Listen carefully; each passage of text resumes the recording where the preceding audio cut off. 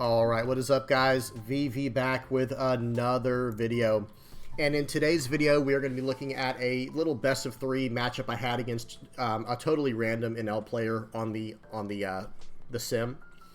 And I just want to show how well black-yellow Linlin can do into Enel if the deck's built properly, you play properly, and if, there's always going to be a certain aspect, a certain level of RNG against yellow decks because of how triggers work and things like this.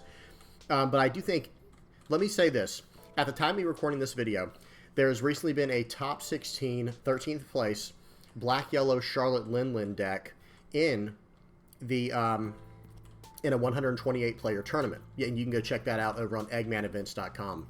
And I just want to show you guys the list that I'm running. And I would say, guys, honestly, this is not me being biased or anything. I think this deck has a really good matchup. And when you got to think of it like this, when it comes to a tournament, anything that's a 50-50 or better is a good matchup. That means you can win it, and it gives you the potential to outplay your opponent, right? Yes, it does give the potential for there to just be a random luck factor from a trigger, like a beige trigger that wins them the game, but that's cards, right? That's the game. So anyway, I'm going to show you guys the list here, or I'm going to at least have the list in the comment section so you guys can see what I'm running. But in this list right here, it's favoring more of the black and yellow, well, excuse me, more of the yellow Big Mom Pirates type of package. Okay, guys, I'm just kind of giving y'all a heads up, because I think if you want to have a good matchup into Purple Luffy, Red Purple Luffy, Enel, Sakazuki, and maybe Whitebeard to a lesser extent too. Whitebeard's just fast right now, guys. It is what it is. But this is, I think, our best bet on doing so. So, all right, let's go ahead and hop into this game versus Enel. It's going to be two games we're going to look at against the same player, and he seemed like a pretty decent player.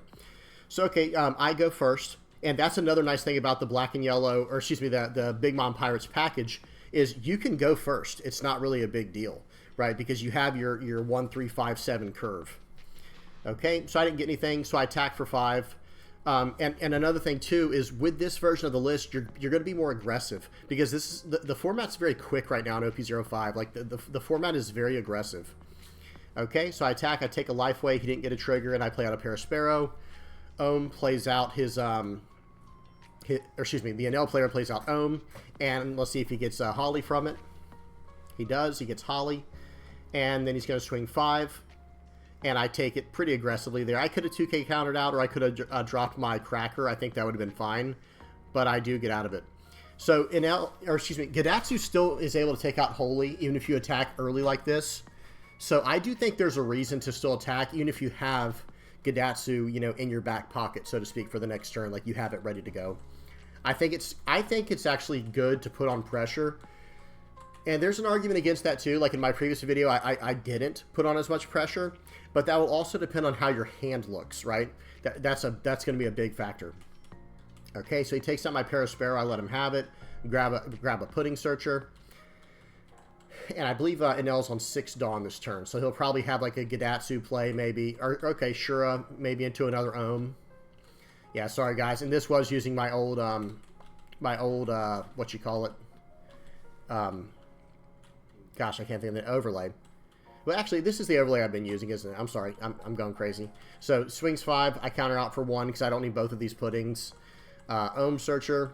And in my mind, this is a weird way to think, guys, but in my mind, I'm thinking I have to be getting close to a Tinlin because, I've gone through a Parasparrow search. I've drawn a card from life. I've gone through, I've got 6 cards in my hand. We're on, what is it? It says turn 3, turn 4 up here now. So, I'm trying to... And I will say this. Against Enel, guys, Tinlin is a really important card. Like, it is a very, very important card. Let me turn the speed up, guys. I'm going to go 1.5 speed for this game. So I swing 6 into Ohm. He 1K counters out.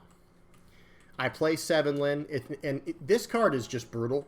It's like, are you going to give me a life, where now I'm comfortable to just keep attacking you and make you waste cards from hand, or are you going to take a life, where again I'm pretty comfortable just attacking you because now you have to lose cards from hand? They gave me a life. I don't know what the right choice would have been there. Y'all tell me what y'all think in the comment section below if you want to. I think the better choice there probably would have been for him to take a life so that he can get down to 1 life, because I'm at 3. It's not like I'm super low. Okay, he swings, 6 into Gadatsu, 6 more into Gadatsu. I'm really considering countering out of this, but I determined, you know what, let's just let him have it here, because I want him to start swinging into my life. And looking back, I think I actually should have just let him have it on the first attack, because I'd rather him swing into my life so I could start drawing cards. Okay. Swings 5. I'm like, okay, sure, I'll just take the 7 Lin back. I guess he thought I wouldn't play it again. I guess that's the logic here, but nope, I'm absolutely just going to play that again. We'll do a search. Had to grab a Strucin, no other legal targets there, because Pudding cannot grab Pudding cannot grab another Pudding. So I swing 6 into the Ohm. He's getting really low on cards, so I felt pretty comfortable with that. And then play out this. You want to give me a life, or are you going to lose a life? Again, I think he probably should lose a life, and I think that was the right call. Now, unfortunately, it was a Thunderbolt. Was I going to hit my Pudding? You know, it's not really a big deal. But I think the right choice in the first one was actually to lose a life, so that I'd be at 3 life currently. But at the same time, it's hard to say. It's hard to determine what the right call is, because I don't know what my opponent's hand is. I don't know what he's looking at and what's influencing his thoughts here. I've got a lot of 2K. I've got 3 2Ks in hand at this point, so I'm like, yeah, you can have one. Okay, I'll take this one. I get another 2K, get Suru. And he's sitting on 10 Dawn, so I'm expecting, like, okay, maybe he's going to Yamato here. Nope, he actually just swings. I take it, get another 2. I'm starting to get a lot of 2Ks here, which is nice, because I didn't have a lot in the beginning. Here I'm thinking, okay, you can just have a life. So, and then I top deck a Tinlin. Like I said, I knew a Tinlin had to be coming soon, right? That's the logic. And I will say this. I have played some... Okay, first of all, I swing for 5. He counters out for 1. I swing for 8 out of 6K. I'm pretty confident I'm getting that, and I do. Play out Tinlin, and now the game is just overwhelmingly in my favor. He has a target on the board he wants to attack in my 8K Linlin, which I'm very happy to counter out of with 9K and counter in my hand. And I have Tinlin down there at 1 life. So one thing I will say while this is all going on is the only games that I have found that I lose with against Enel are games where I can't set up my Tinlin. That's like, because I've played a lot of games on the sim recently, and I go against a lot of Enels, obviously. It's a meta deck, right? And I have a very good matchup, a very good record against Enels. But every now and then, oh wow, and then I top decked another Tinlin, by the way. That was very, very nice. So this is going to be swing 5 at life, and let's see if he takes it. This is a trick you should learn to do here. He took it because he knew he was going to get a life back, right? That was the logic there. And of course, he's fishing for triggers. Let's see what he gets. Okay, and I was like, okay, you have 1 life left. You have 3 cards in hand. Okay, well, you're just done, right? There is no stopping this. With 3 cards, you're not stopping a 12K attack. Okay, and he had a 1K and just had a 1K in hand and just gas. So now, let me go to the next game. 1 second, guys. This is against the same player. And this is let me make sure I clicked on it. Yeah, this is the second one. Let me make sure the speed. Let me put the speed at like 1.5. I think it's a little bit better that way. So same exact player, same decks, same matchup here, and just kind of showing, you know, different game states. This is the ideal game state right here, where you are going second and you have the perfect curve. I have Pudding into Pero, into Gidatsu or Sakazuki, into 7-Lin, into 10-Lin. That right there, guys, is just, you know, you couldn't ask for a better starting hand than this as black-yellow Linlin playing, you know, against Enel. Now, probably playing against any deck, honestly. This is just a stacked hand. The only thing I could use more of is maybe another 2K. So I swing 5. I should have swung 6, to be honest, but he took it regardless, so that ended up being just fine. And then I play out my Parasparrow. And he did attack me last turn. That's how I got the Strucin, I believe. I just took it. And I do think it's okay to aggressively take hits against Enel, at least down to 2 life. You know, you don't want to get down to... Or I even start 2K'ing out at... If I can use a 2K for a 6K attack, I typically will.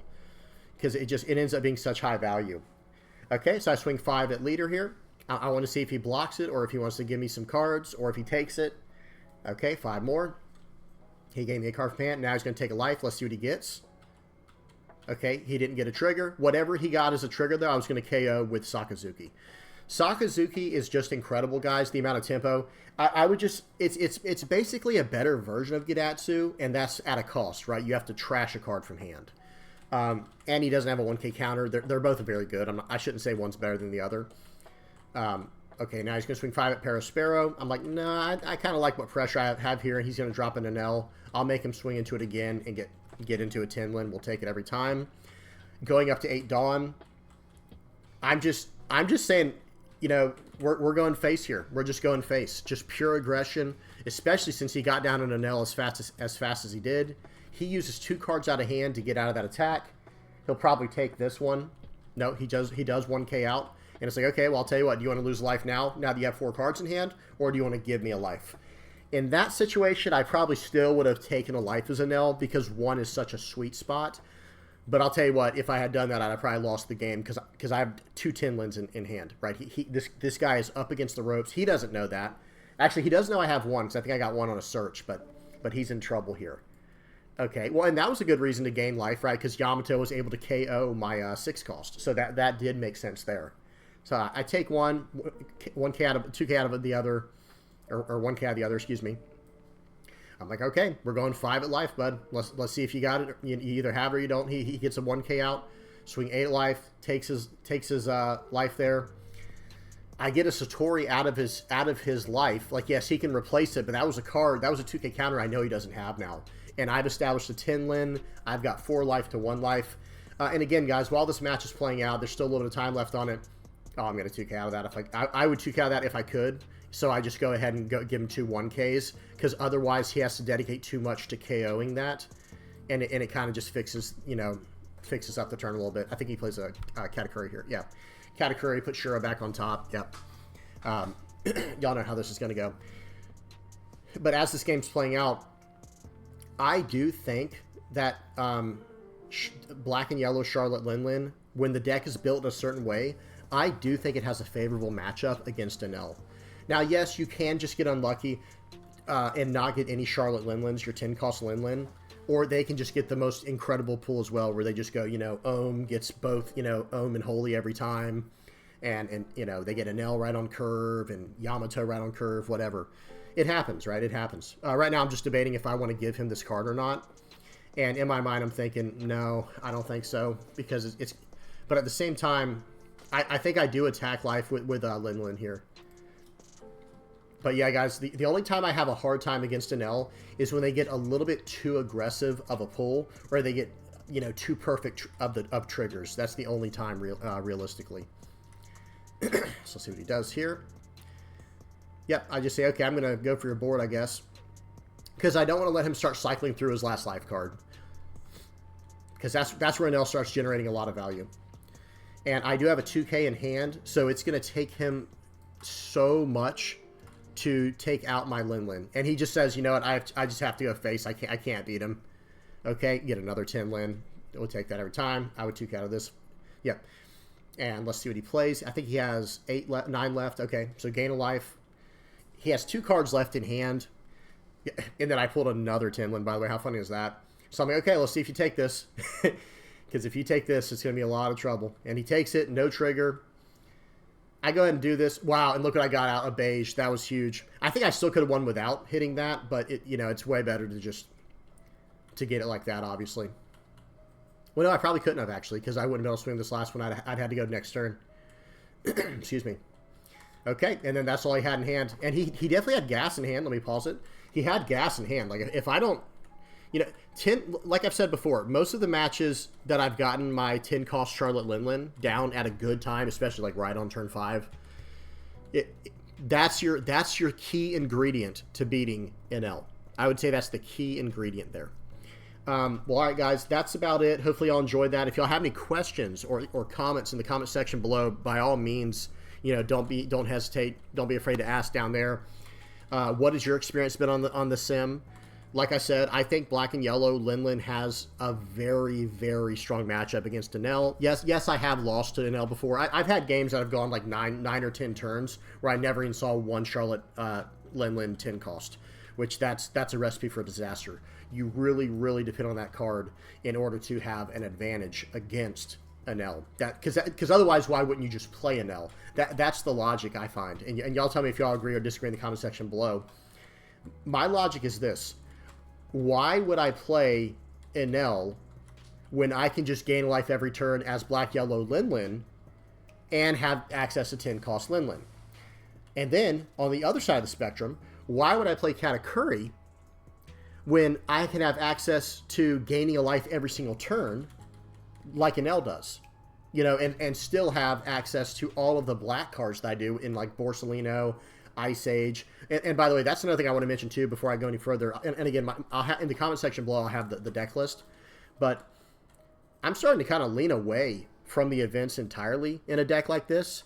In fact, if I do add an event back, it might just be something like an Impact Wave or a Narcabura Arrow, something more defensive. The cost reduction has turned out to not be as important in the direction that I'm taking Black and Yellow Linlin, in this more aggressive mid-range direction where I can just put tempo on them and just try to maximize my my leader, my triggers, and my 10-cost boss monster.